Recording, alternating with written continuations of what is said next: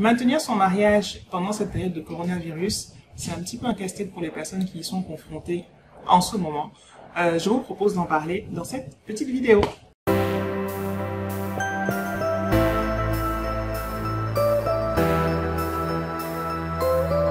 Bonjour, je suis Mélanie Wabo, wedding planner basée à Douala. J'espère que vous allez bien. Bienvenue sur cette chaîne YouTube.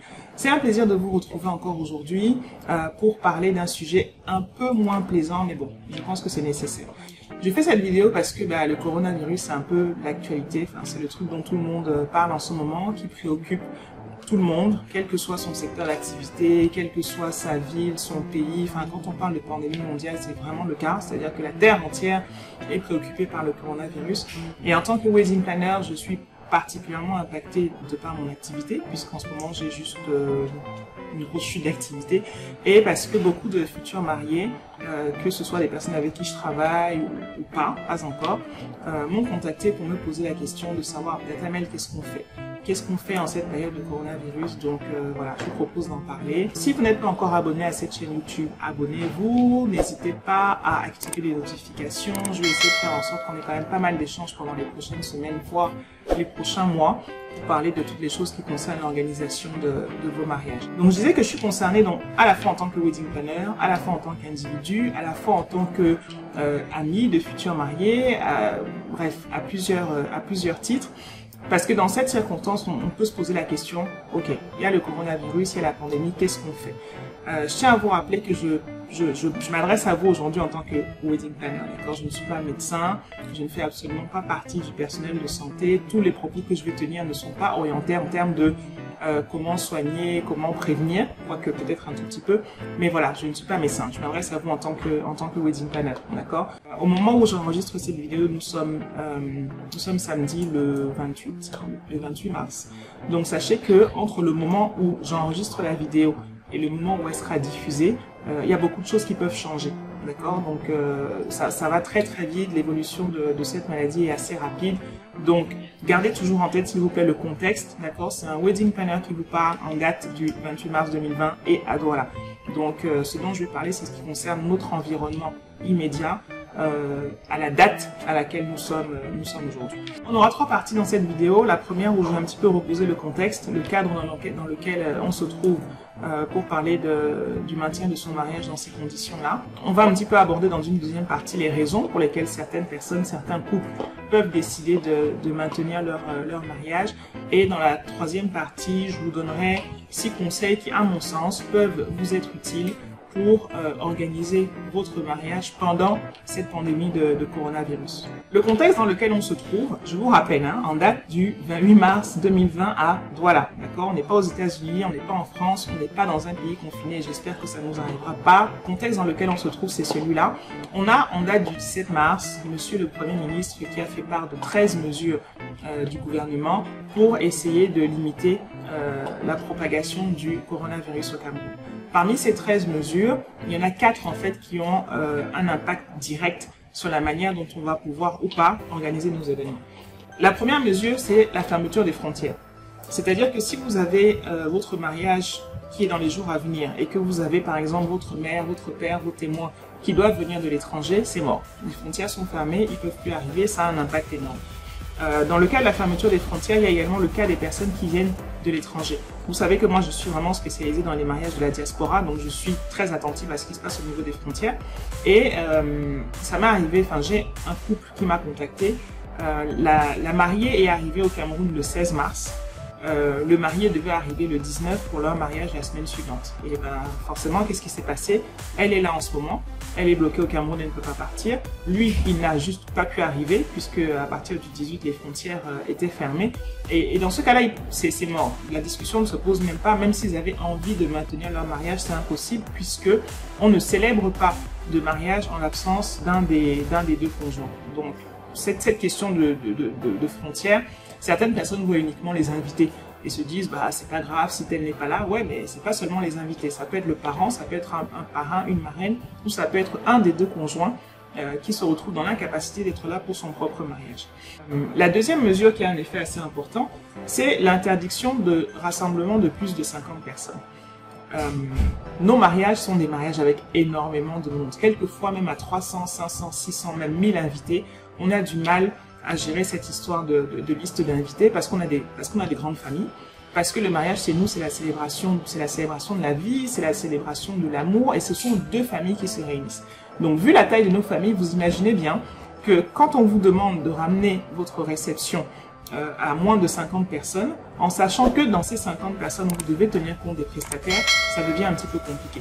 Je rappelle que cette vidéo va s'adresser tout particulièrement aux personnes dont le mariage est très très proche, c'est-à-dire après le 17 mars, les mariages qui devaient avoir lieu dans les 15, 21, voire 30 jours, et pour lesquels donc c'est un peu difficile en fait de se repositionner rapidement. D'accord? Si votre mariage est dans un an, vous n'avez même pas encore, je pense, vous n'avez pas encore clôturé votre liste d'invités, vous n'avez pas encore envoyé vos invitations, donc vous êtes moins impacté. Par contre, si votre mariage est dans une semaine, que vous avez déjà prévenu 500 personnes, que vous décidez de le maintenir et que vous devez passer à 20, vous êtes directement impacté par cette interdiction de se réunir à plus de 50 personnes. La troisième mesure qui est super importante, c'est la fermeture des restaurants, des lieux de loisirs après 18 h. Et donc ça veut dire quoi? Ça veut dire les salles de banquet sont fermées après 18 h, ça veut dire les hôtels, ça veut dire tout endroit où vous aviez prévu de faire votre réception devra être fermé à 18 h. Il est vrai qu'aujourd'hui, les garden parties, les mariages en pleine journée sont à la mode, mais ils restent quand même minoritaires. Donc la plupart de nos réceptions se passent le soir. Et maintenant, c'est mort, on n'a plus accès aux endroits de cérémonie le soir, il ne reste plus qu'à le faire à la maison, éventuellement, si jamais c'est possible. Mais vous voyez aussi que cette mesure a un énorme impact. La quatrième mesure qui impacte, c'est la distanciation sociale. Le fait de demander de se tenir à 1 mètre, voire 1,50 m les uns les autres. Le fait de recommander de ne plus avoir les étreintes, les embrassades, les gros câlins. Or, s'il y a bien un moment de notre vie où on a plein d'embrassades, plein de bisous, plein de câlins, c'est le moment du mariage. Quelquefois, ça lutte même un petit peu pour pouvoir embrasser les mariés. Donc, vous voyez que si je résume, on se retrouve dans une situation où, ok, j'ai décidé de maintenir mon mariage. Pour pouvoir respecter les mesures et ne pas me retrouver à avoir une amende, voire finir au commissariat le jour de mon mariage, je dois respecter ces 4 points. Je dois pouvoir gérer mon mariage sans les personnes qui viennent de l'étranger. Si jamais même vous avez des personnes qui sont venues de l'étranger et que vous maintenez votre mariage, vous savez qu'on leur a aussi demandé de respecter des mesures de confinement. Parce que si vous avez une personne qui vient de l'étranger et que même vous êtes pas très nombreux, mais qu'elle contamine tout le monde, c'est pas super non plus. Donc, je dois respecter cette mesure-là par rapport à la fermeture des frontières. Je dois faire en sorte que nous soyons moins de 50. Le couple, les témoins, les demoiselles d'honneur, les parrains, les marraines, les invités, les prestataires inclus. Je dois faire en sorte que mon événement soit terminé avant 18 h, si jamais il a lieu dans un lieu public qui veut bien me recevoir. Et je dois faire en sorte que nous respections la distanciation sociale. Donc, on n'est pas trop proches les uns des autres. L'exception pourrait être quand même acceptée pour le couple, monsieur et madame. Bon, voilà, vous serez proches. Mais on doit quand même respecter ces 4 critères. Donc, vous voyez le contexte en fait dans lequel on se trouve pour pouvoir décider de maintenir son mariage malgré la pandémie. Donc, le contexte étant posé, vous pouvez vous dire, de toute façon, la question ne se pose pas. La plupart des gens vont annuler ou reporter leur mariage. Ben non, c'est pas évident. Et voilà les raisons pour lesquelles certaines personnes peuvent être soit contraintes, soit peuvent être déterminées à maintenir leur date de mariage telle qu'elle était. Il faut qu'on se rappelle que organiser son mariage, ça prend assez rarement des jours, assez rarement des semaines, mais plutôt des mois, voire des années pour certains couples qui s'y prennent à l'avance.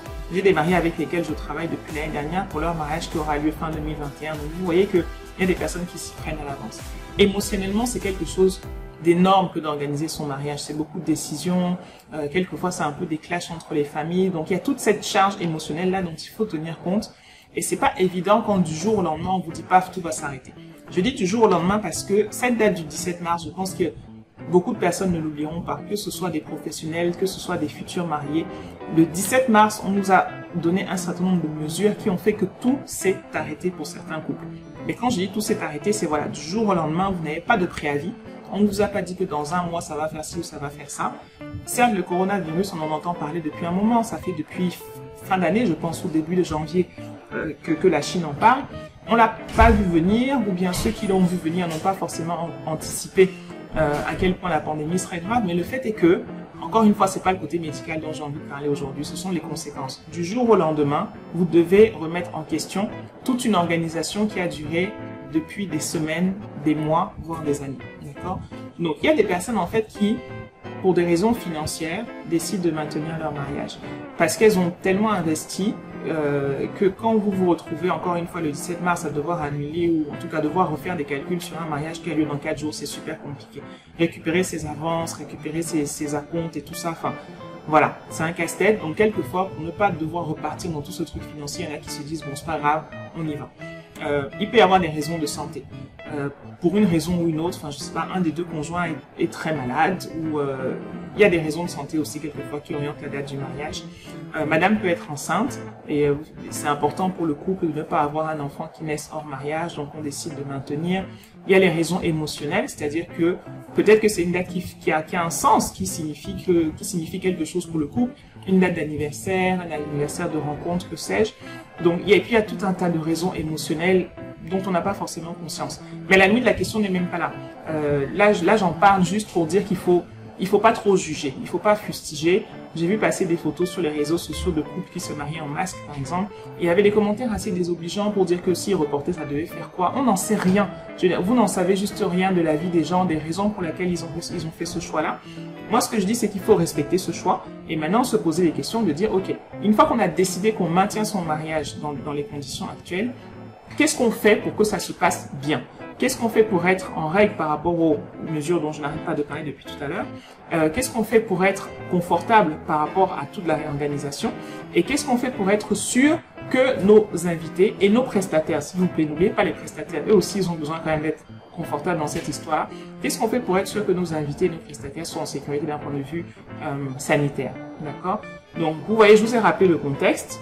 Je vous ai brossé un petit peu les raisons pour lesquelles des personnes ont décidé de maintenir leur mariage. D'ailleurs, si jamais vous regardez cette vidéo et que vous vous êtes marié dans les 15 derniers jours ou bien que vous allez vous marier dans les 15 prochains jours, n'hésitez pas à laisser un commentaire sur les raisons pour lesquelles vous avez décidé de maintenir votre mariage, à moins que ce soit trop privé. Mais bon, si ça ne l'est pas, ce sera quand même assez sympa de pouvoir échanger là-dessus parce que je suis sûre que je n'ai pas donné toutes les raisons. Alors maintenant, je vais vous donner mes conseils pour que ça se passe au mieux. Vous avez décidé de maintenir votre mariage malgré la pandémie de coronavirus. C'est votre choix. Il vous appartient, que personne ne vous enlève ça. D'accord? Maintenant, qu'est-ce qu'on fait pour que ça se passe le mieux possible? Si jamais vous avez un wedding planner pour votre mariage, ce sera un peu plus facile pour vous parce qu'en fait, c'est votre wedding planner qui va gérer tout le côté logistique, administratif, la partie un peu chiante en fait de cette réorganisation. Si vous n'en avez pas de wedding planner, ce que je vous recommande, c'est ceci. D'abord, jouez franc jeu avec les principaux prestataires de votre mariage. Les principaux prestataires, en gros, c'est ceux qui coûtent le plus d'argent, c'est ceux qui sont indispensables et c'est ceux qui sont fortement liés à cette fameuse contrainte du nombre de personnes. Il va s'agir de votre salle.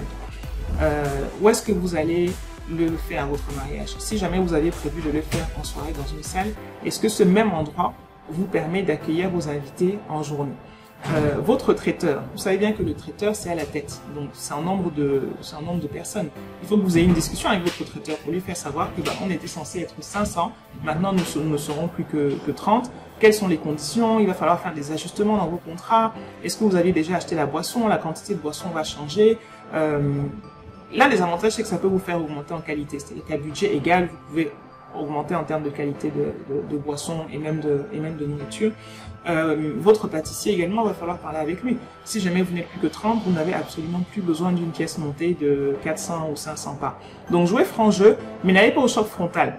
Quand je dis n'allez pas au choc frontal, cette situation elle est évidente pour personne. Ni vous qui êtes les futurs mariés, ni nous les prestataires. Personne n'avait prévu ça. Personne n'est heureux de se dire qu'un mariage sur lequel il s'est préparé pendant X temps peut ne pas avoir lieu, ou bien que la mariée va être contrariée, que le mari va être stressé. On n'est pas content de se retrouver dans cette situation-là. Donc là, on est vraiment dans quelque chose d'inédit. Personne n'a vu venir, personne n'a eu à gérer ça avant. Donc voilà, on essaye de travailler en bonne intelligence du côté des mariés, du côté des familles, du côté des prestataires pour que ça se passe le mieux possible. Donc parlez avec eux, très franchement, pour pouvoir mettre carte sur table et dire ok, on a décidé de maintenir notre mariage, qu'est-ce qu'on fait, comment on le fait, quelles sont les conditions dans lesquelles les choses vont se passer. Ça, je ne peux malheureusement pas aller au cas par cas parce que chaque prestataire va le gérer d'une manière différente, mais je peux vous garantir pour avoir échangé avec les proches, avec les professionnels de l'industrie du mariage dont je suis proche dans le cadre de notre Web Talk, on est tous super alignés sur le fait que on doit être conciliant. On va pas être dans des applications au sens vraiment strict du terme de nos contrats. On va être conciliant pour faire en sorte que tout se passe bien, à la fois pour les personnes qui décident de maintenir leur mariage, ce qui est le cas de la discussion qu'on a aujourd'hui, aussi bien que pour les personnes qui décident de le reporter. Donc on y va et puis on parle et on voit ce qu'on peut faire, et puis vous aurez plein de conseils. Toutes les personnes que vous irez voir auront des conseils à vous apporter par rapport à ça, dès lors que vous avez vraiment fait appel à des professionnels. Le deuxième conseil que je vais vous donner, ça va être de redéfinir intelligemment votre liste d'invités. Si vous aviez prévu que ce soit 100, 200, 300 ou 500 invités, en tout cas dès lors que vous devez repasser en dessous de la barre de 50, vous devez redéfinir votre liste d'invités. Vous allez commencer par les indispensables qui sont là, qui sont présents physiquement, à qui ça ne demande pas de faire un déplacement, d'être à votre mariage. Je pense à vos parents, je pense à vos parrains et marraines, je pense à vos témoins, mais d'accord que vous ne pouvez pas faire sans eux. Le plus simple et le plus facile, c'est encore de se limiter à ces personnes-là, c'est-à-dire que les personnes indispensables sans qui vous ne pouvez pas vous marier. Si jamais vous décidez d'élargir un petit peu, n'oubliez pas que devoir être 49 personnes, moins de 50 c'est ça, devoir être 49 personnes, ça suppose de compter le couple, donc c'est vous deux, c'est vos parents, c'est vos témoins, c'est vos parrains et marraines, c'est vos garçons et demoiselles d'honneur si vous décidez de les garder. Et là, si vous aviez décidé de faire un cortège de 30 personnes, c'est compliqué. Je vais pas dire que c'est mort, mais c'est compliqué. Mais surtout, ça tient également compte de tous les externes. C'est-à-dire que quand vous irez à la mairie, dans votre nombre, vous devez tenir compte du maire, de l'adjoint au maire et éventuellement du chef de protocole. Dans la plupart des mairies, il y a au moins ces 3 personnes. Si jamais vous allez à l'église, ça veut dire que vous allez tenir compte du prêtre, peut-être des prêtres si c'est une cérémonie œcuménique par exemple. Vous allez tenir compte des éventuels anciens d'église, même comme dans ce contexte-là, eux aussi font des efforts pour ramener au strict minimum le nombre de personnes nécessaires. Vous allez tenir compte de la chorale, si jamais vous avez maintenu une chorale. Là aussi, je vous recommande d'aller au strict minimum. Si vous aviez prévu 50 voix, peut-être que vous n'en prendrez plus que 2. Mais c'est pour dire que vous allez tenir compte en fait de tous les prestataires. Est-ce que vous avez un photographe avec un assistant, un caméraman avec son assistant? Est-ce qu'il y aura 3 serveurs, 2 cuisiniers? En fait, vous devez d'abord tenir compte du nombre de personnes externes qui seront là, voir comment vous pouvez les compresser au maximum. Et c'est ce qui reste en fait qui va définir le nombre d'invités que vous pourrez avoir à votre réception. Le mieux, c'est de pouvoir contacter les personnes personnellement. C'est une situation qui est suffisamment compliquée, qui est suffisamment triste même, pour ne pas se dire je vais faire un mailing groupé ou quoi. Le mieux, c'est de contacter personnellement. Donc de la même manière que vous avez sûrement fait des catégories dans votre liste, c'est-à-dire qu'il y a la liste d'invités de madame, la liste de monsieur, les parents de madame, les parents de monsieur, la sœur, le frère, tout ça, que chaque personne en fait prenne sa responsabilité d'appeler les personnes de sa liste, soit pour dire le mariage est maintenu, mais on sera dans un comité restreint, donc malheureusement je vais devoir te demander de ne pas être là, soit pour dire le mariage est maintenu et je veux que tu sois, d'accord? Sachez que parmi les personnes que vous allez appeler, certaines seront soulagées. Il y a des personnes qui se sont mises en confinement volontaire, même comme ça n'a pas été une mesure qui nous a été dictée. Certaines personnes seront soulagées, d'autres seront déçues de savoir qu'elles ne font pas partie de votre cercle intime. Mais dans tous les cas, il vaut mieux les avoir personnellement, déjà parce que c'est une marque de considération et que ça évitera d'avoir des personnes qui arrivent ce jour-là parce que elles n'avaient pas vu votre message, elles n'étaient pas au courant, elles n'avaient pas compris, etc., etc. Et bien entendu, je vous invite également à rassurer. Les personnes que vous allez inviter, rassurez-les sur le fait justement que vous comptez respecter toutes les mesures et prendre toutes les précautions nécessaires pour que vous soyez tous en sécurité. Le troisième conseil que je vais vous donner, c'est d'être intraitable au niveau de l'hygiène. Vous avez maintenu votre mariage, vous avez vu avec vos prestataires comment ça va se gérer, vous avez informé vos invités et vous les avez rassurés du fait que tout ira bien. Il s'agit de tenir votre promesse. Être intraitable au niveau de l'hygiène, ça veut dire quoi? C'est vous assurer au niveau de tous les endroits où vous allez passer. Donc, c'est-à-dire mairie, église, lieu de réception, lieu de photo, que sais-je, que les conditions d'hygiène soient respectées, qu'il y ait des points d'eau, quitte à devoir créer des points d'eau mobiles pour que les personnes puissent se laver les mains autant de fois que possible. Et si jamais il n'y a pas de point d'eau, qu'il y ait des gels hydroalcooliques avec un minimum de 70% d'alcool pour être efficace, pour que les personnes puissent se laver les mains, enfin se nettoyer les mains assez régulièrement, et essayer de sensibiliser énormément vos prestataires aussi à ça. Encore une fois, si vous avez un wedding planner, c'est votre wedding planner qui va se charger de cette sensibilisation. Mais si vous n'en avez pas, soit vous faites vous-même ou vous déléguez cette tâche de faire en sorte que tous les prestataires qui seront là, eux aussi, aient une hygiène irréprochable. Donc, et particulièrement la partie votre traiteur, d'accord? Tout ce qui va être mangé et bu, il faut que vous soyez sûr que ça ait suivi quand même, essayez de vous assurer de la traçabilité de ce que vous allez faire manger et boire à vos invités, d'accord? Assez super VIP pour le coup que vous aurez choisi pour être avec vous pendant cette journée de mariage. Le quatrième conseil que je peux vous donner, c'est de faire des réaffectations budgétaires parce que vous aviez prévu un mariage pour beaucoup de personnes et finalement ils sont moins nombreux. Si jamais vous avez réussi à avoir quelques accords sympas avec vos prestataires, ça fait que vous avez peut-être un petit gap de budget qui vous reste. Alors les réaffectations budgétaires, elles peuvent vous servir à quoi? Elles peuvent vous servir par exemple au moment du repas, à quitter un service en buffet à un service à l'assiette. Vous savez que je ne suis pas forcément la personne qui va le plus recommander les services à l'assiette d'habitude parce que nous sommes très nombreux et que faire un service à l'assiette quand on est très nombreux, c'est pas évident. Mais il reste que c'est la méthode de service la plus élégante qui soit. Donc quand on est 30 personnes, là vous pouvez décider, je ne fais plus un buffet, je fais un service à l'assiette. Alors, certaines personnes objecteront que oui, mais le service à l'assiette, ça ne permet pas de... Il y a moins de choix qu'en buffet. Faites un service à l'assiette gastronomique, vous pouvez décider de faire servir à l'assiette un menu à 7 plats, par exemple. En tout cas, vous pouvez vous faire plaisir à ce niveau-là, décider d'envoyer une salade, un poisson, une viande, vraiment de faire plusieurs plats. Ça peut être une expérience gastronomique assez intéressante. Et la partie expérience, j'insiste dessus parce que votre mariage, en fait, c'est un moment unique. C'est un moment unique, c'est une histoire qu'on est en train d'écrire. C'est une expérience donc que vous voulez faire vivre à vos invités. Si jamais vous n'avez pas envie de faire vivre une expérience à vos invités, vous vous mariez à 4. Je veux dire, vous allez à l'église ou à la mairie avec vos témoins et on n'en parle plus. Mais dès lors que vous décidez d'avoir des personnes avec vous, c'est pour leur faire vivre une belle expérience. Et l'expérience gastronomique est quelque chose de très sympa qu'on ne peut quelquefois pas se permettre parce qu'on est trop nombreux, mais qu'on peut du coup se permettre dès qu'on revient sur un effectif de 20 à 30 personnes.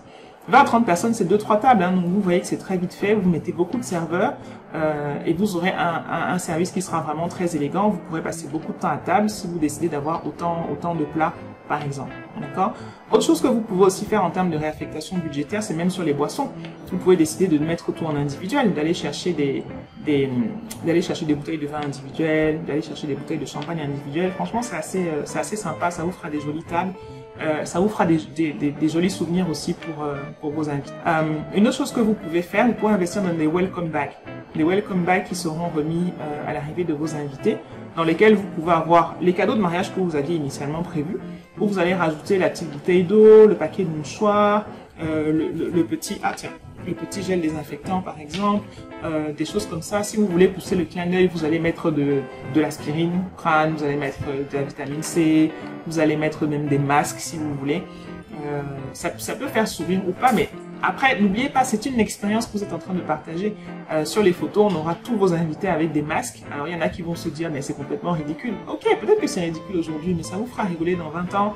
Ça vous fera rire quand vous pourrez montrer vos photos de mariage à vos enfants, à vos petits-enfants plus tard en leur expliquant que il y a eu cette pandémie qui est arrivée et malgré tout, on a décidé de se marier parce que c'était important pour nous, ces dates étaient importantes. Voilà les 5, 10, 15 personnes qui étaient autour de nous, qui ont accepté de venir malgré tout. On était tous en masque, d'accord, mais qu'est-ce qu'on a rigolé, d'accord? Donc ça fait partie des choses que vous pouvez faire. Une dernière chose qui peut être assez sympa, c'est de live streamer votre mariage. Ce mot ne veut juste rien dire en français, mais j'aime bien. Vous allez faire un live stream. Donc, en gros, vous allez faire un live de votre mariage. D'accord? Vous allez passer par une application ou un site. En commentaire de la vidéo, je vous mettrai un lien que j'aime bien d'un site américain qui, en plus, à cause justement de la pandémie, rend son service gratuit jusqu'au 30 avril, si je ne me trompe pas. Donc, un live stream, en fait, donc vous allez confier à quelqu'un ou vous allez recruter quelqu'un. Si vous recrutez, ça fait encore une place en moins parmi les 50. Donc, confier à quelqu'un le fait de filmer votre mariage. Et vous envoyez un lien à vos proches, à toutes les personnes à qui vous avez dit de ne plus venir en fait, pour qu'ils puissent regarder le mariage à distance. Alors, certains aigris vous diront, j'ai fait un post en fait à ce sujet sur Facebook la semaine dernière par rapport au live stream, quand j'ai découvert ce site et je l'ai partagé donc sur ma page. Et les réactions de certaines personnes, ça a été oui, mais non, nous on va au mariage pour manger et pour boire. je ne sais pas si les personnes qui venaient uniquement à votre mariage pour manger et pour boire sont celles qui vont le plus vous manquer. Donc du coup, si jamais le lien ne les intéresse pas, bah tant pis. Hein. Et par contre, toutes les personnes qui voulaient vraiment être avec vous, les proches qui se sont retrouvés bloqués à l'étranger, eux, ils seront, je pense, très contents de pouvoir suivre en direct et quelquefois même de commenter la vidéo de votre mariage. Et vous-même, vous pourrez revenir après pour la regarder. Donc voilà un petit peu des façons dont vous pouvez utiliser le petit gap de budget, le petit surplus que vous avez peut-être, ou bien si vous avez les moyens hein, de rajouter du budget pour pouvoir mettre ces petites choses en place qui vont mettre vos invités très à l'aise. Le 5e conseil que je vais vous donner, et c'est peut-être le plus important parce qu'il englobe un petit peu, c'est de définir un gardien de la sécurité de votre événement. Ça, c'est si vous n'avez pas de wedding planner, encore une fois. Mais même si vous en avez un, c'est pas grave. Définissez un gardien. C'est-à-dire que c'est la personne qui va s'assurer que vous respectez le nombre d'invités à chaque fois, qu'il n'y ait pas de touristes qui vont vous faire dépasser les 50 personnes. Parce que ces règles-là, je vous assure qu'il n'y a peut-être pas un effectif policier ou quoi en route qui soit énorme.